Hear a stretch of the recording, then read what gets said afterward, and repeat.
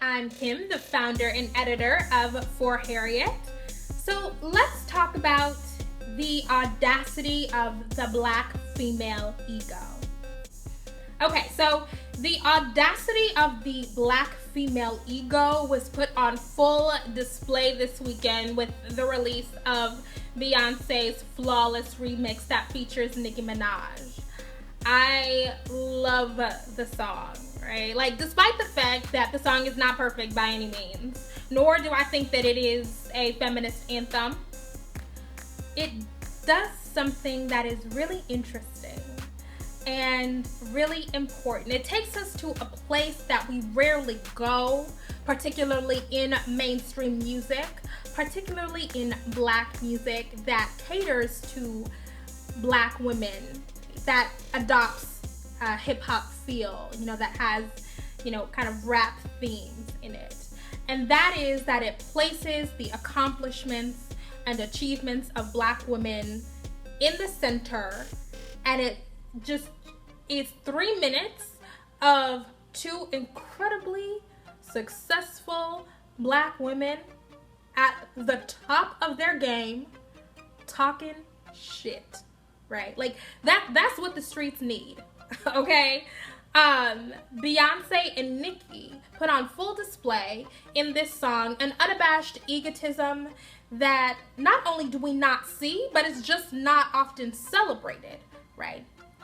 And what makes it even more gratifying is that we know that these women are talking like this because they can back it up, right? No matter how you feel about the products that they create, the music that they record, the images that they disseminate, their accomplishments within the music industry are notable.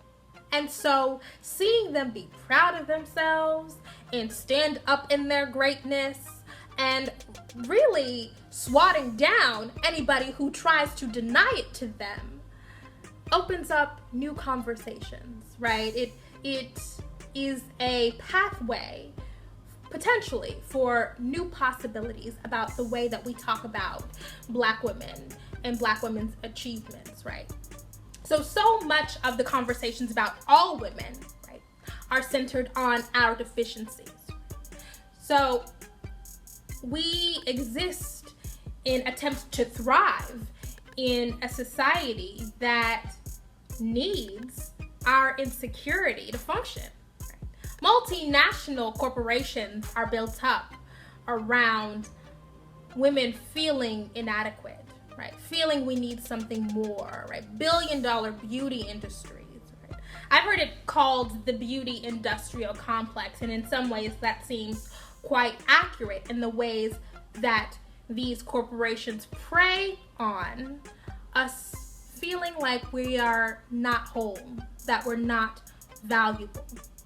And for Black women in particular, right, things that are traditionally viewed as successes, things to be celebrated, are often in conversations around our womanhood flipped to become negatives, right? So like, we're too independent, we're too educated, we are too self-sufficient, we are too selfish, we take care of our children by ourselves too well, or we took responsibility but we didn't do it well enough, right? Not only that, conversations are so often steered toward the relative disadvantage of Black men, right? What Black men need, their struggles, their pain, their subjection to white supremacist, capitalist, imperialist patriarchy, that we don't get any time to talk about our own pain, our own struggles, but we get even less time to celebrate ourselves, to celebrate that we have overcome in spite of being subject to those same systems of oppression, right? The space for us to be joyful and triumphant is virtually non-existent. So I gravitated toward the Flawless remix because it was women being unafraid to upset that power structure, right? And clearly it is jarring. I will never stop being disgusted by the pushback to I woke up like this, right? I've heard it in conversations. I've seen it on social media. People, saying, you ugly, like, go back to bed. Like, you woke up like that, but you shouldn't have. You know what I'm saying? Like, is it really that offensive for a woman to say, I don't need your validation, I'm going to validate myself? Clearly, like clearly, that is disturbing to some people. But that is even more reason why we have to be more resolute in taking that space, because people are going to do whatever they can to deny it to us, right?